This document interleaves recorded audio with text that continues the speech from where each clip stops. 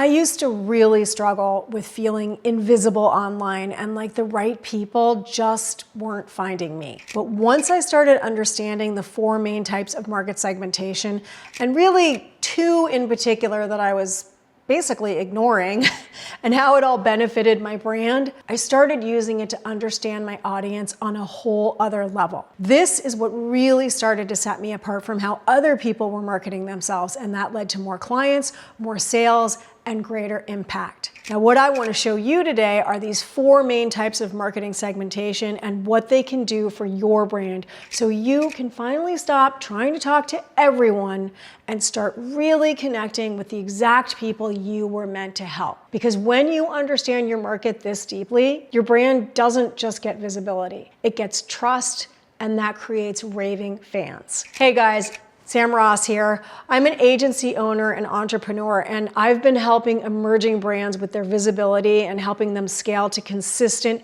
10K plus months and beyond for over 10 years. Now, one of the things I didn't realize many, many moons ago, back when I was first starting out and I was learning how to market my first business, was that I was really only focusing on the 2 areas that everyone else focuses on: demographics and geographic, with maybe a little of the behavioral mixed in sometimes. So whenever I would sit down to write an ad or send an email or whatever copy I was putting out there, it kind of just sucked, okay? It was vague, it was flat, boring, I just sounded like everyone else. And there was really nothing personal in the writing, and no real way for anyone reading my content to know I was trying to speak to them. So they would just kind of ignore me online because nobody was really seeing themselves in what I was saying. I'd fallen into the one-dimensional trap by staying focused only on the data. And data does not equal understanding. But with the 4 main types of segmentation, my marketing transformed. My copy went from vague and forgettable to specific and magnetic and was converting. People were saying things like, "This is exactly what I needed to hear. I feel like you're reading my mind." My messaging went from messy to precise and clear, and my brand went from scattered and invisible and all over the place to focused, elevated, and premium.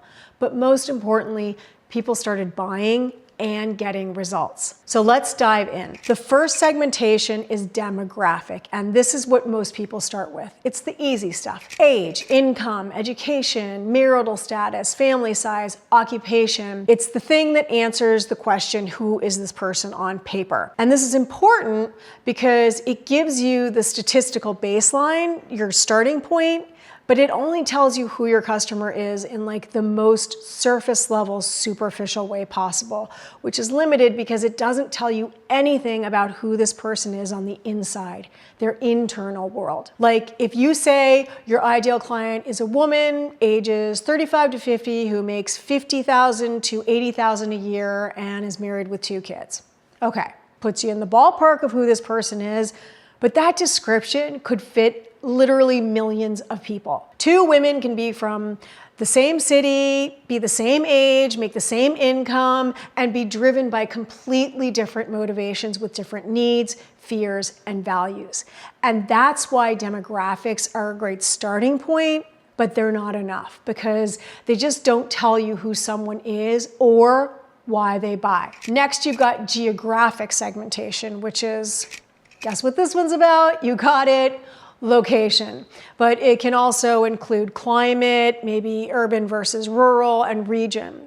It helps you understand where your people are and how location might influence their needs and their behaviors. Now, this is more important if you've got a local business or maybe some Uber-specific product that you can only sell in certain climates. But nowadays for online businesses, geographic segmentation is less relevant than it used to be. But you know, hey, it can still be helpful depending on your offer and your service. Maybe time zones, cultural nuances, local pain points might be a factor for you. Geographic segmentation tells you where someone is, but it still doesn't tell you what's going on inside of their head. So don't be fooled into thinking that geography alone tells you anything meaningful about mindset or human behavior. It's really just another data point. Now, when I first started building my business, I made a mistake that cost me months of wasted effort and money that really could have been avoided because I was only focused on these two segments, demographic and geography. The problem was that demographic and geographic segmentation provided the skeleton for my audience,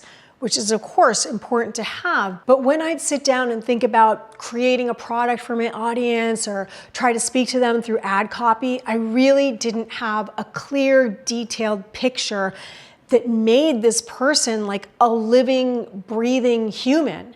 So the products fell short of giving real help and the copy sounded clinical and generic. And I cannot tell you how many people, they stop here and then they think it's enough and then they don't understand why their audience isn't growing, why they're not making sales, or why they're blending in with everyone else.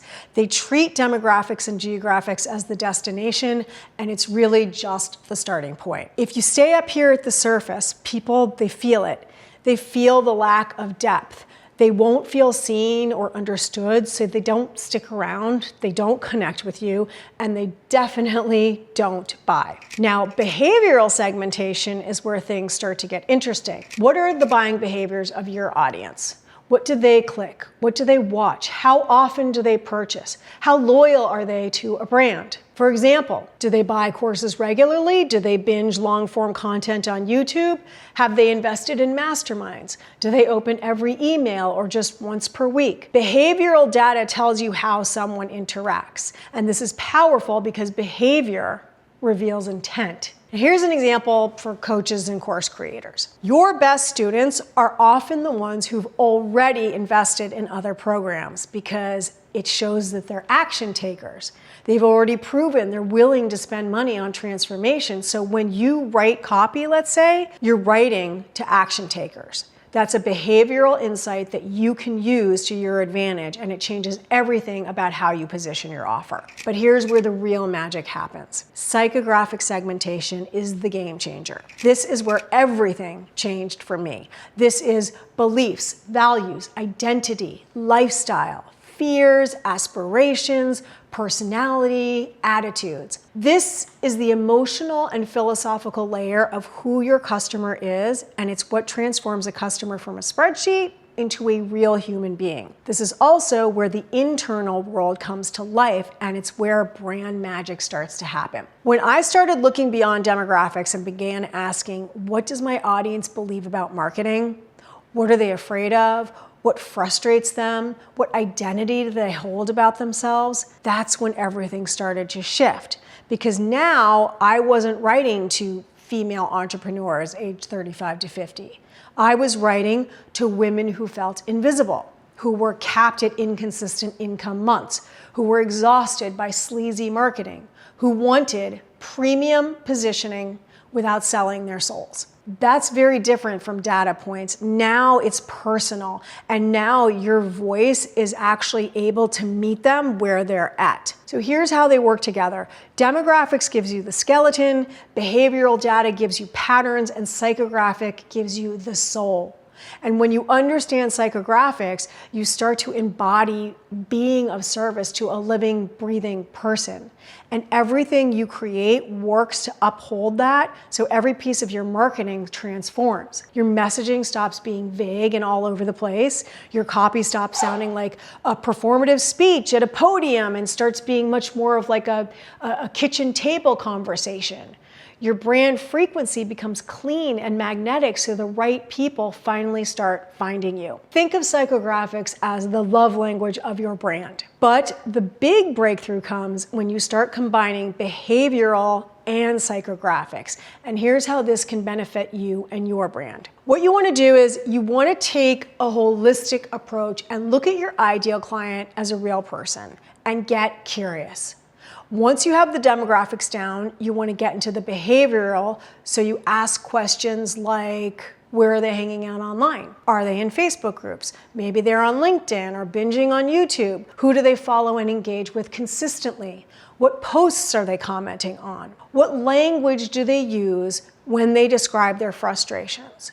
What offers have they already invested in? Maybe you can ask what headlines stop them, what makes them defensive, and what makes them hopeful. This gives you proof and specificity, but based on its own, it starts to get a little like cold and transactional. So then you want to bring in the psychographics, only now you ask questions that tell you what they believe, what they value, what they're afraid of, how they see themselves.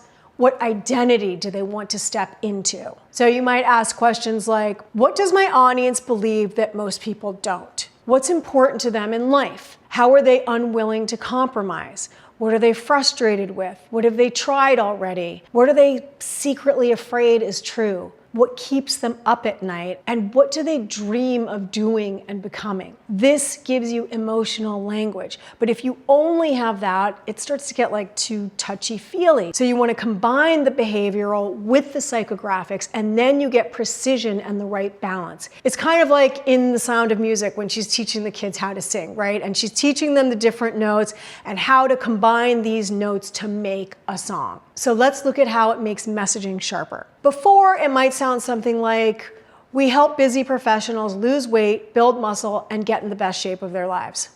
Okay, kind of bland, kind of generic. But after psychographics and behavioral, you're disciplined in business. But when it comes to fitness, you keep starting over. And it's not because you lack willpower. It's because you've been sold intensity instead of sustainability. In order to be that specific and detailed, you have to know what they've done before, behavior, and what they believe about why it didn't work, psychographics. Your offers, those get better too. Your positioning gets better and you meet your customers where they're at. So, for example, if behavior shows that they click on my ads, but the people showing up on the discovery calls are not prepared and don't know enough about me and just seem to be gathering information, now you know you need to add an educational layer between the ad and the call so better qualified leads show up. So you build more long-form authority content. If behavior shows they hesitate at high ticket, but buy mid-tier coaching, you adjust your offer ladder and what you offer first. Psychographics tell you what they want to become. Behavior tells you how they're willing to get there. And finally, real quick, let's look at how this impacts your copy, because you cannot underestimate how important your copy is. I've got a student, her name is Krista. She sells a lot of lower ticket products, and her sales page copy has to do the heavy lifting for her. There's no long sales calls or anything like that. These are lower priced items. So she doesn't have that personal touch at the top. The copy has got to make the sale for her. Now, before she really understood psychographics, her copy was focused entirely on features and benefits, what the program teaches, how many modules it had, how many videos. Like, she literally had like one subheadline at the top of the page describing who this was for, and that's it. She didn't describe any of their pain points. There were no struggles, no fears, no acknowledging what beliefs were holding them back. She talked a little bit about what they might get out of using her products, but nothing about the transformational impact. So prospects would click on her page, skim the copy, and leave right away. They didn't feel seen or like a real person was behind that page actually speaking to them. But once she integrated psychographics, she started writing about the fears her clients actually had, the beliefs they needed to shift, the version of themselves they wanted to become, and how she could help them do that. She wrote about what it feels like to be stuck, to doubt yourself, to want to do more but not know how to get there. And the sales page ended up taking them on a complete transformational journey, and it bridged the gap between the value of her product and her customer's problem. And then the switch flipped. People read her sales copy and thought, okay, this person gets me. This person understands what I'm going through. They can help me. And that's when her page started converting. So that's the shift from one-dimensional to human-centric. That's what happens when you move beyond data and into real connection. This is actually something we cover in my program. We do a serious deep dive on market segmentation, psychographics, and how to weave them into your marketing and your messaging. So if you want to understand how to do this for your brand, just book a call with me. We'll look at your specific audience, uncover the psychographic layer that might be missing for you, and I'll show you how it changes everything about your marketing. My calendar link, it's in the description below, and I'll see you in the next video.